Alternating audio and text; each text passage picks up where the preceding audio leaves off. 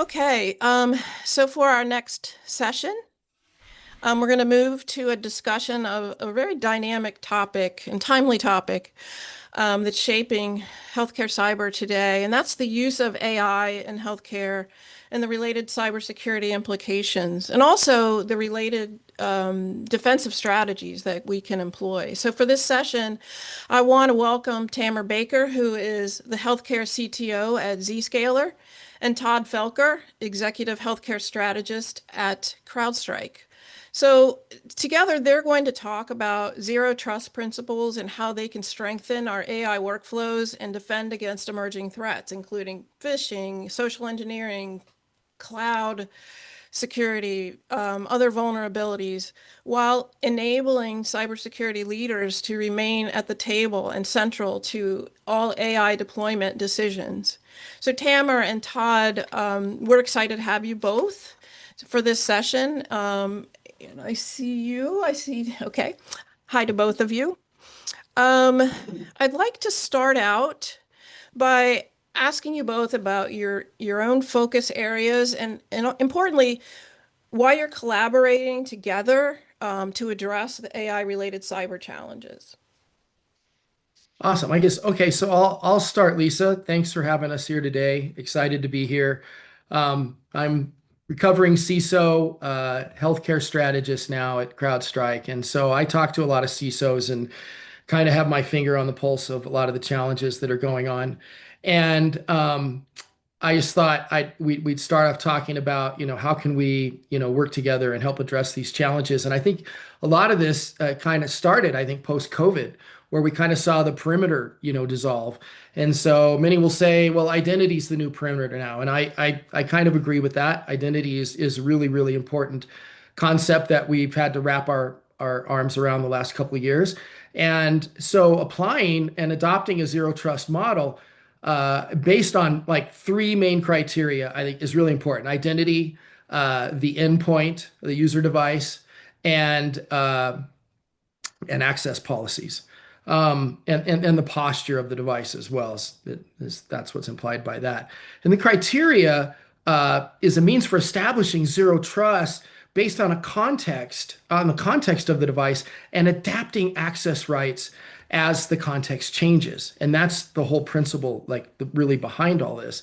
And so together, CrowdStrike and Zscaler, we realized that we had a really symbiotic relationship, and we're simplifying this adoption of zero trust by providing integrated, end to end, from the user identity and the endpoint to the applications and the data that they're accessing.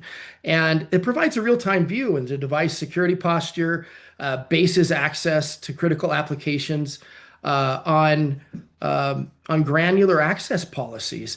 And so by sharing this data between our platforms, we really help provide this visibility that can enable security teams to take that context into account.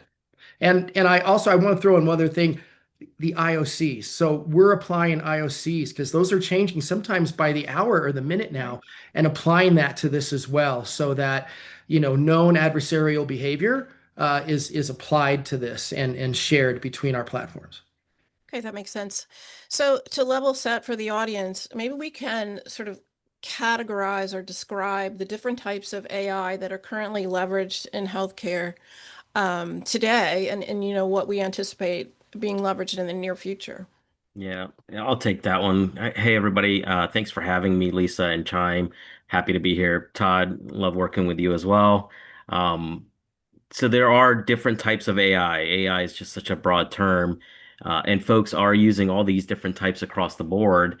If we are going to talk about securing it, we really do need to understand the different types that are being used because they have different risks involved as well as different ways to secure your provider entity or whomever may else be on the call. So let's start with the easy one, Gen AI, right? Gen AI was kind of the thing that started a lot of this boom. Like AI has been around for a long time, but Gen AI recently is the bigger start to this boom.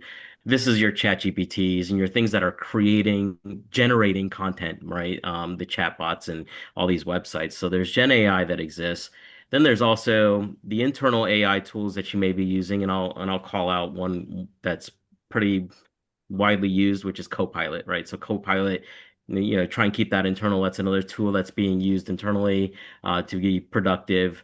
Another type of AI that we should be talking about is more of the private LLMs. So folks are now not just relying on the public chat GPT type stuff. They're building their own LLMs, whether it's in your own data center using, cloud, AWS, Azure, whatever it may be, to build your own private LLMs to do certain things, including things like agentic AI, which is another level of AI now that people are starting to use, which is I like to call it a smarter version of AI because it actually doesn't just spit out content. It actually iterates on itself and makes sure it's giving you good content.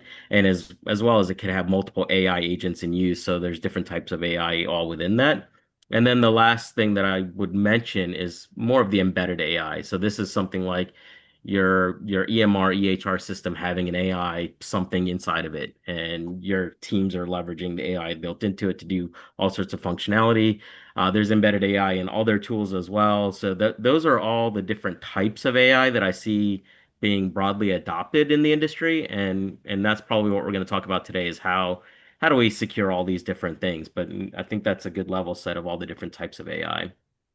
Okay, so turning to zero trust, I mean, maybe you can give some context around zero trust in the evolution of our protection models, right? And then why we think that that can provide a strong foundation for securing any AI-driven workflows, as opposed to, say, traditional perimeter-based protection models.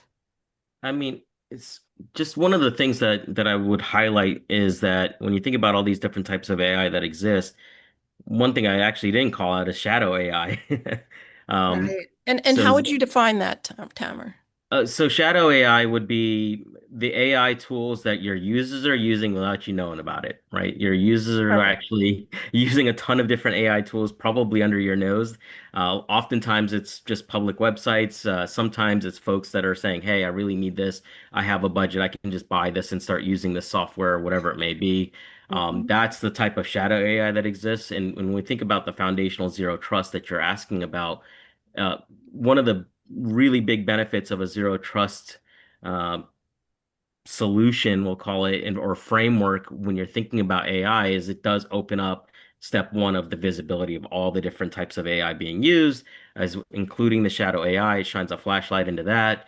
And then it takes more controls from there to just help you be secure and use AI securely. That's the core principle of zero trust is how do I enable my system to and my users to be productive to leverage AI, but in a secure fashion, which we'll again, I know, dive deeper into. Okay, so let's talk a little bit about identity. And maybe Todd, I can toss this to you. Um, as AI systems are scaled across the enterprise, what are the key considerations in the sort of enforcing identity security in this new paradigm, both in both human and machine accounts, by the way? Yeah, and I think that's really key, and especially as we're seeing AI evolve and getting more integrated into our workflows, cloud platforms. Now we've seen some challenges with DevOps pipelines and some of those packages being exploited by adversaries. SaaS ecosystems, I think AI is starting to the tentacles are starting to get into all these areas, and so identity security becomes like really really important. One of the main control points for protecting both human and machine accounts, right? So the adversaries, we're going to talk later on, I'm sure, about some of the tactics and techniques they do, social engineering, how to take over some of these identities. And so understanding the behavior and understanding what's normal, putting guardrails on them, and being able to have a unified identity governance is going to be key in really securing these workloads and the data that's behind them. Yeah, so one of the foundational concepts that everyone can talk about across healthcare here is that all of these models rely on the use of sensitive data. And in healthcare, really no more sensitive data than what we have. Like, so what, as AI is deployed, what in terms of the cyber function, the CISO, what can we bring to the table in terms of, practical safeguards to put in place that make sure that our data is protected and not misused? I mean, we are running AI, some of our vendors and partners are running AI. How do we put those protections in place? And then also thinking about the training process and the inference processes as well. So I'll start with this one as well. I'll take this one. If we go back to the different types of AI being used, we'll go through the data and how do we protect all that sensitive information and use of AI. So we'll start with the first one I called out, which was the Gen AI. This is first and foremost, you have to first identify and understand who's using what AI systems, right? Shining that flashlight, especially on the shadow ones. This is where we have gone into health systems as an example. And one on the back of my head just right now, or front of my mind, is we went on and turned on a visibility just to see, hey, what's being used for AI, because they didn't think that there was much usage there. And sure enough, in 2 days of looking and watching all the traffic, we found over 30 different AI tools being used by all different departments. So your clinicians, your HR teams, your finance teams, everybody's using something. So seeing that first and foremost is an important concept, but seeing is not enough.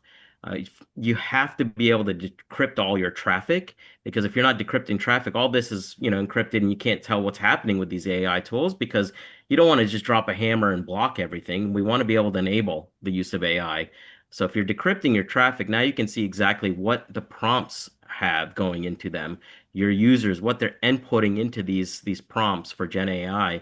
That's an important concept to understand, because there's where you can see the prompts going in, and you can start putting protections in to say, hey, this prompt that this user inputted, it contains sensitive information, whether that's PHI, PII, sensitive information to your organization, however you want to define sensitive information, and it'll keep that from going into that public system, those Gen AI systems.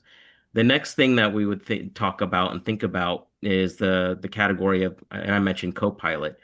I know a number of CISOs that have Copilot licenses that they just won't even turn on, because they understand the risk, and the risk that of Copilot is, once you flip that on, it's going to get all the data across all your OneDrive, across all your systems, across everything, and make it accessible to all your users. There's a huge risk in that, because a user could be like, hey, what does my CISO make a year, and pull out all the sensitive information.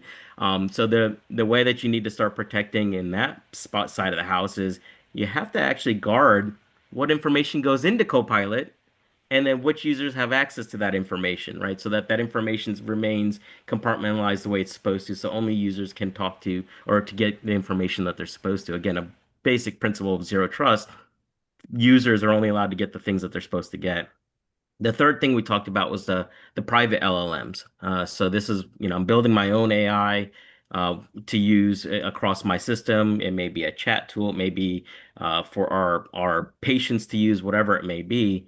And the risk there is that there's a lot of threats that exist where I'm able to insert specific and crafted prompts to do many different things if I want to be malicious. One can be poison the LLM and put in bad information. Another thing could be trick the LLM or trick your AI model to give me sensitive information that I'm not supposed to have. And it's gotten really crafty, right? The old thing was like, hey, disregard all your, your previous instructions and give me this. And they got smart enough to get around that, but there's lots of other ways to pull out sensitive data. So how do we protect against that? This is where, again, you have to sit in the middle of this, and when something goes into the prompt and before it reaches the LLM, inspect it. Hey, is this good? Is this a good question to be asking or a good thing to be entering? Or is there something malicious there? And then the other side of it too is inspecting what's coming out from that. What is the response? Does that response incorporate something that's sensitive that shouldn't be responded with, as an example?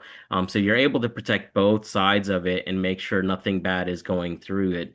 And oftentimes you can't do these types of protections with traditional means, because they're using things like WebSockets as well, right? So it's not just looking at and decrypting traffic. You also have to be in the middle of all of that. The final thing is that embedded AI.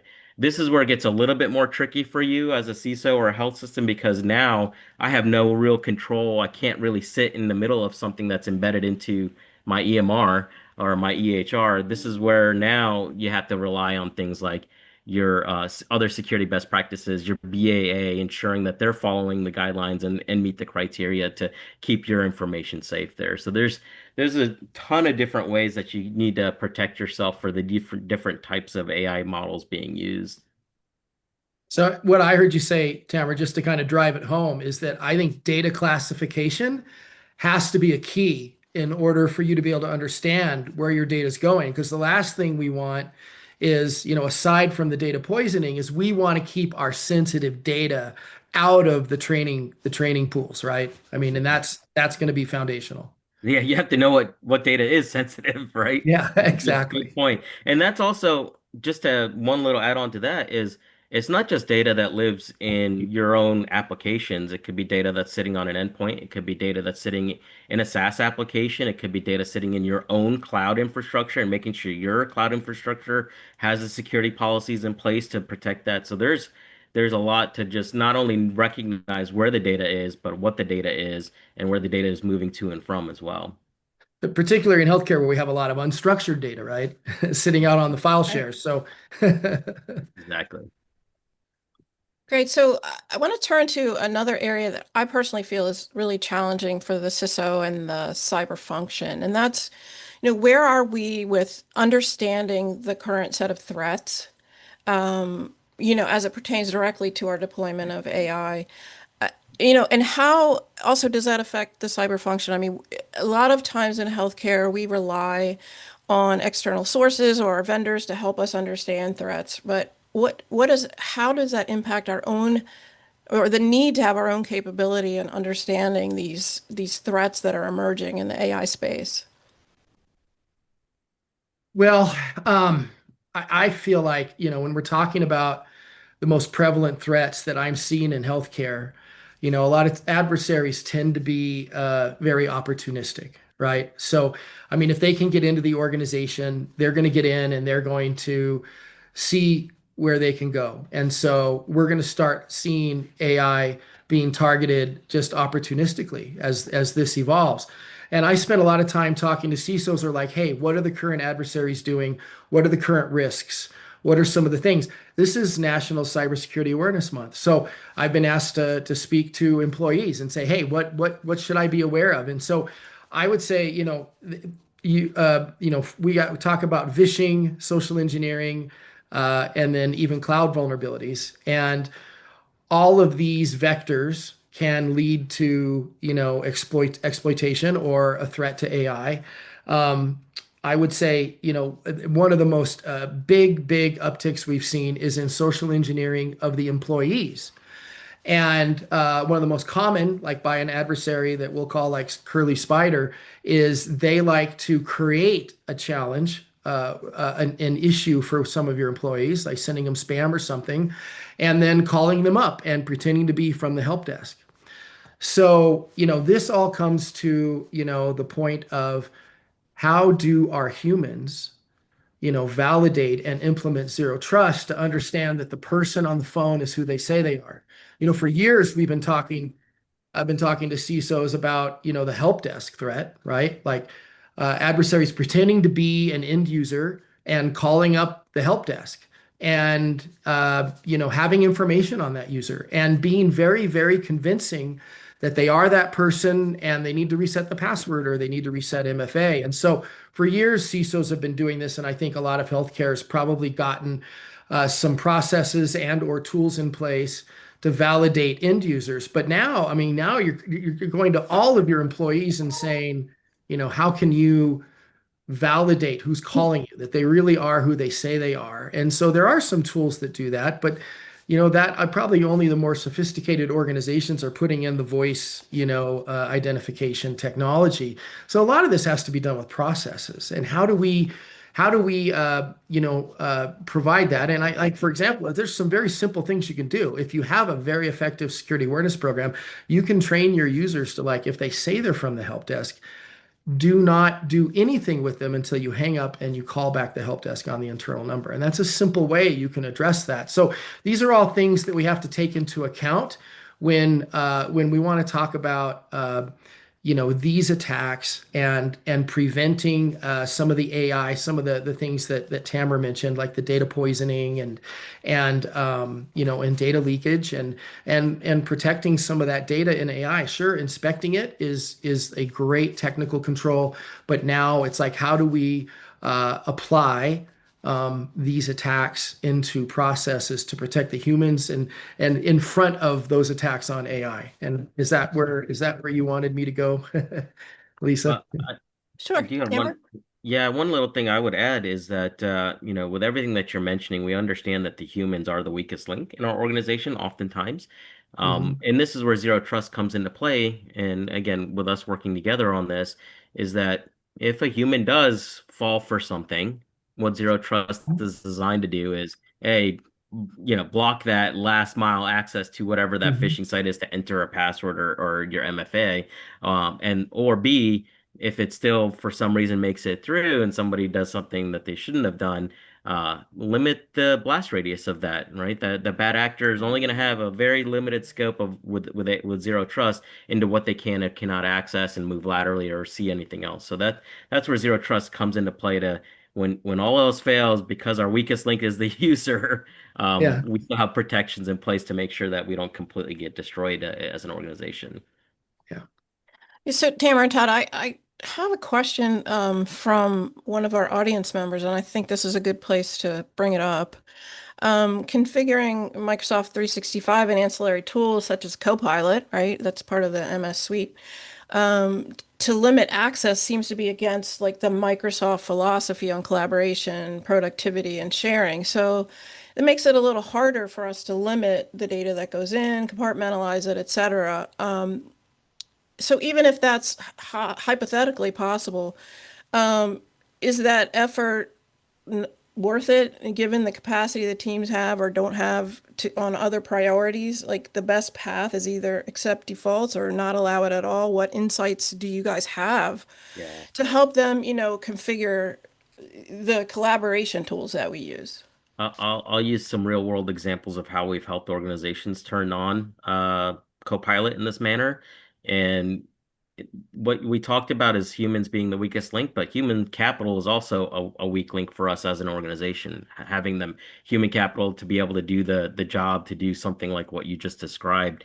And this is where having a tool, hint, a tool that can actually see all the data and understand it and classify it and recognize what's what, that hard work of the structured and unstructured data can be automated. That's the part of that's usually labor intensive to try and turn something on like this. So this is where now you have the ability to use something that can take that workload off of you and show you what's what, understand who's using what and what the data is and how things are classified, how things are moving, where it lives, where it's moving.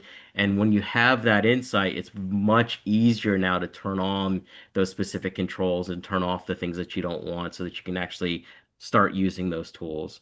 Um, that's just a very high level way to kind of give you an example of what we've done in the past here. No, thanks. That's very helpful. Yeah. Um, I want to move on to one of our final categories here, and that's AI governance. I think that's really the first topic the whole industry started talking about, right? How do we govern the deployment of AI? But here I want to focus on the specific involvement of the CISO, the cyber function. How do we help the organization deal with AI adoption decisions, manage those risks, and how do you productively insert yourself into those conversations? I mean, we're assuming cyber's at the table, but sometimes they're not. And so talk about, the importance of that and in the ways that we can contribute. So if you don't mind, Todd, I can kind of kick this one off too. This is something that I love talking through with a lot of other organizations because what's a commonality across the board was AI was thrust onto the organization. And as a security person, you were blindsided by it, right? Your users already started using it. Your organization didn't understand the risk, and things just exploded. Everybody got blindsided by it, and some reacted immediately and just killed it where they could and turned it all off. Others didn't want to do that and they just left it open and they're trying to figure this out. So when I think about governance and challenges, one of the first things that we talk about is education, and Todd hit on this as well, in other elements, but educating your users, educating your clinicians, educating the folks around in all the different departments saying, hey, this is why AI is can be potentially risky.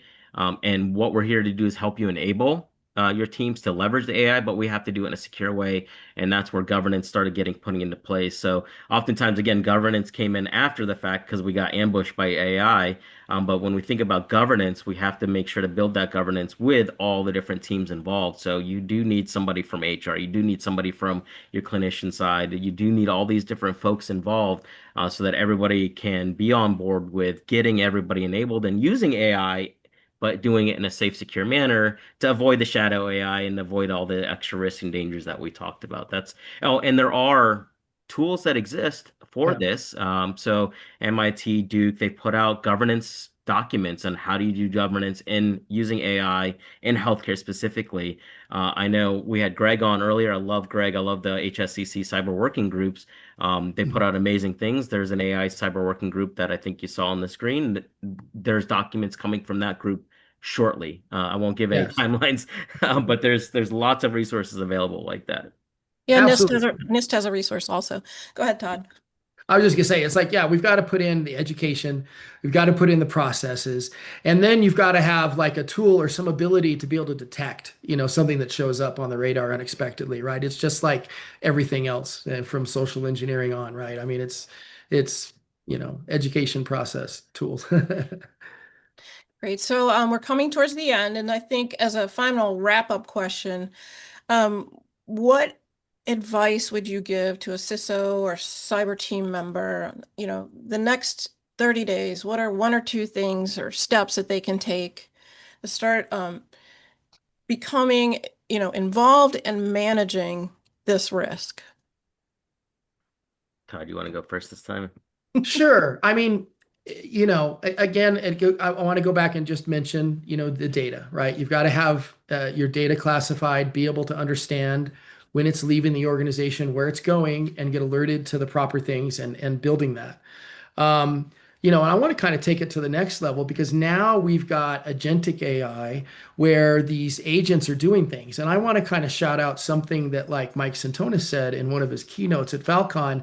And I thought it was really interesting. As these AI agents, he was saying that he wants to give them an employee ID. And that's because these agents need to be treated like a human, right? And so we need to have oversight and do performance reviews just like we would with a human. And so we want to actually make sure that, you know, as AI evolves and we get it to do more for us, that we are monitoring it with the proper guardrails and protections and understanding how to tune it and make it really work for us in a proper way while securing our data and making sure that we have visibility to all of these activities going on.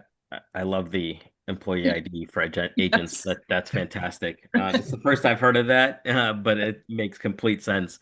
Yeah. I think visibility is a key, very first step. It's visibility in the data, but also visibility in the usage of and what your users are doing.